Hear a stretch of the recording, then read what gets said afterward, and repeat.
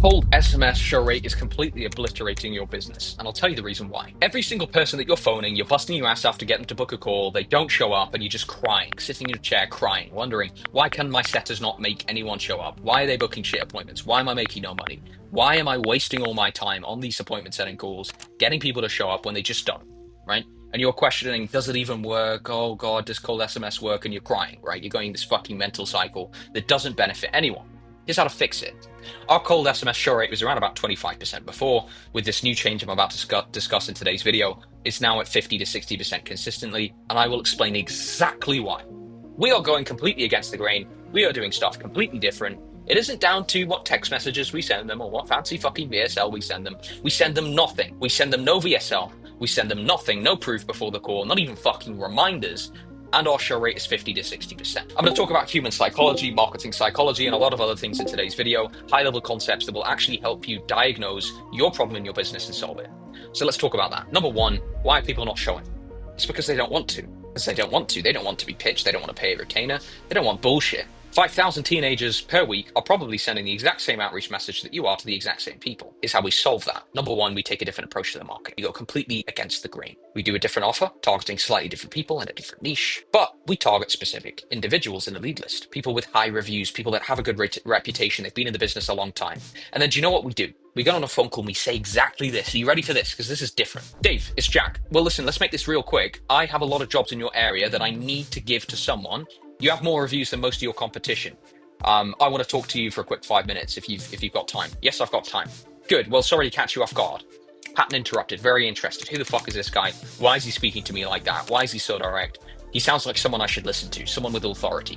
Well, listen, Dave, you might not know me, but I do have a fantastic reputation in the local area. I've been on Fox News. I partner with maybe 5 or 6 guys already in your state in a couple different niches. I have a little bit of extra work. I need to give you some jobs this week, my friend. I really do. Otherwise, it's just going to go to waste. So do you mind if I just explain how that works? Credibility, excitement is what's just been created. I've also validated him a little bit by saying, you know, you've got good reviews. That's the only reason I'm talking to you. It means he's put in a frame of, yeah, I'm good, Jack. I'm good. Please take me. Yeah. I'm putting him in that fucking frame. So we're pre-framing, we're also creating credibility and status, and then we're also creating extreme curiosity and pattern interrupt. The next layer to this is the pitch. Well, listen, this is what I personally do. I've been in the game 7.5 years. I generate contractors, lots and lots of fucking jobs. And very, very simply, you pay me when I give you an opportunity, right? You head out, you bid a job, and I need you to be the best possible closer there is. I need you to have a 60%, 70% conversion rate on jobs. Is that a possibility? Like, what's your close rate right now? And they'll say, like, we close 70 or 80%. Great. So if I send you qualified appointments, you're going to close them, right? Yes, I will. Great. Well, listen, let me explain that part. We don't ask for too much down. And then I go into the pitch, right? My pitch is we put $1 down and then we also charge you $200 per appointment. Okay, your pitch might be different. And you say to them, listen, like we do already have jobs that I can just give you later this week. However, I do want to jump on a call with you later today, like an actual sales call. You can say to them, listen, I got to jump to a meeting here in 2 minutes, so we'll have to keep this short. But can I ask you, how many crews you're working with, right? How many jobs do you generally do? Okay, how many can you take on? What type of work? You know, you KYC them, discovery a bit them, like just a tiny bit before the call ends. Give them connection. Boom, and that call's done in 4 minutes. And you say to them this is key. This is the psychology trigger. Is we say to them, listen, I need you to do me a favor, right? They go, okay, what is it? Save my phone in your contacts as Jack with Jobs, just so you don't forget me. Is that okay? Just Jack with Jobs, and I'll repeat it a second time. They'll write it down, Jack with Jobs. Okay, I've saved you down, Jack with Jobs. Ha ha ha. You know, like light tonality now. Listen, when I call you at 5 p.m. and it says Jack with Jobs on your phone, you're not going to leave me hanging, right? Because I run a tight ship around here. Yeah. I'll answer you, man. Good. See you then. Phone disconnects instantly. Like, what a weird phone call. You're probably thinking, Jazz, that's a bit too much, mate. You sound like a bit of a fucking weirdo. You sound a bit strange, mate. It works. And I'll tell you the reason why. Because we are pattern interrupting the shit out of their day. They've never heard that before. They've never heard a fucking marketer hang up on them after setting a meeting. Boom, done. See you in 5. See you at 5. And then guess what we do? 10 minutes before the meeting, we send out a text. Gonna call you in 10, all right? Question mark. They'll say yes. They always do. And then we phone them. They see on their phone, Jack with Jobs. And let me explain the psychology trigger behind this. Your friends, right? Do you have them written down as just their full name in your contacts? Or do you have at least a few of them that you have a nickname for? Yeah, me too. Now, because we've got them to save us down as a nickname, psychologically, we are placed in the same category as someone they trust, like, and know. Their brain assimilates and associates us with that type of person, therefore creating their mental barrier is dropped to a level that when we get on the sales call, we can control the frame. We can put them where we need them to be and get them to just fall into our frame and say yes. It's very hard to say no to a friend, right? It's very hard to not do a friend a favor, and if you've already agreed to the phone call, it's very easy to agree to a sale from someone you like, know, and trust, right? And because you've already told them you're credible, they don't need testimonials, they don't need a VSL. I'm the type of person that doesn't need a VSL because the words that come out of my mouth on a sales call are so high authority and interesting and credible that they just want to buy anyway. And my offer is a little bit different. Like, I'm not pitching them a shitload up front. For you, you might need to build a lot more trust on the sales call by showing them proof, credibility. We literally, sometimes, depending on the pitch that we're doing and the industry we're in, we will play it at the start of the sales call, meaning they have to watch the VSL with us on the call. Then we get into the pitch. So we force them to do all of that on the sales call. We don't send them reminders that look marketer. We don't send them like agency fucking emails. We don't do all that because they hate it. They've seen it before, and that it makes them not want to show up to the sales call because they've had a bad experience. So just to summarize that setting call, which was the first major part of all of this. First and foremost, we're only speaking to good quality people with good reviews, good reputation. Our outreach message is very, very interesting. And in a lot of cases, we just have guys that cold call them. Right? We don't even need SMS anymore because you guys are sending the SMS for us. We just call them and pretend we send that message.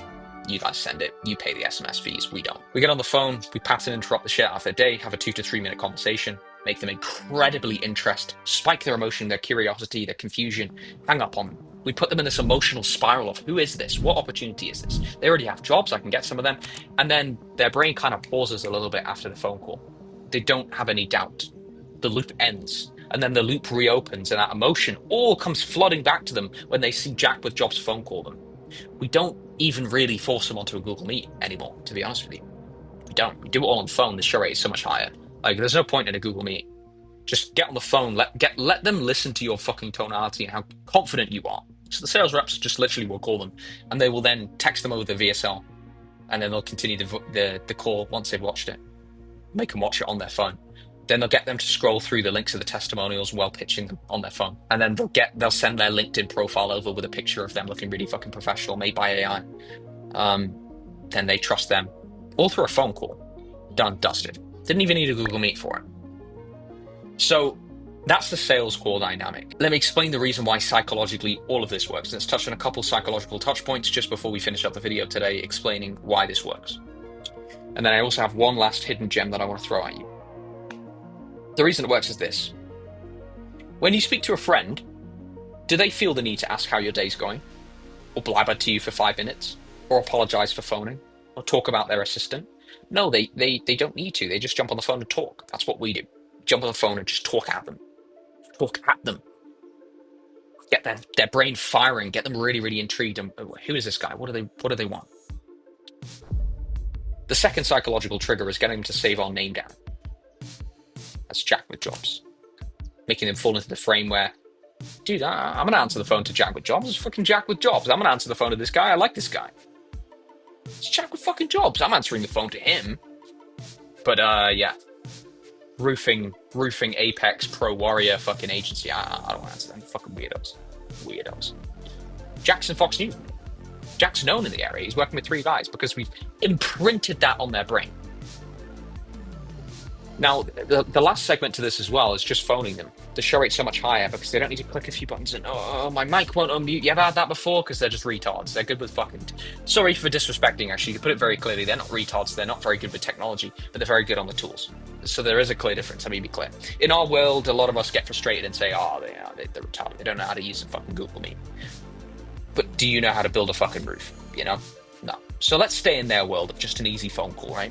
Then let's send them the proof over and the videos over on the sales call. Really, like, spike the dopamine on the call. Whoa. You're constantly spiking the dopamine with VSLs, with proof, with stuff you're texting over. Like, you're flooding their phone. They look at it on the iMessage app and they see all these links of proof. And they're overwhelmed with resources saying that you're good at what you do. And then guess what you do? You ask them for an easy in. Maybe you're selling them on a $1,500 package. Maybe you're not. Maybe you're selling them $1 down and then you auto charge. I don't know what you're fucking selling.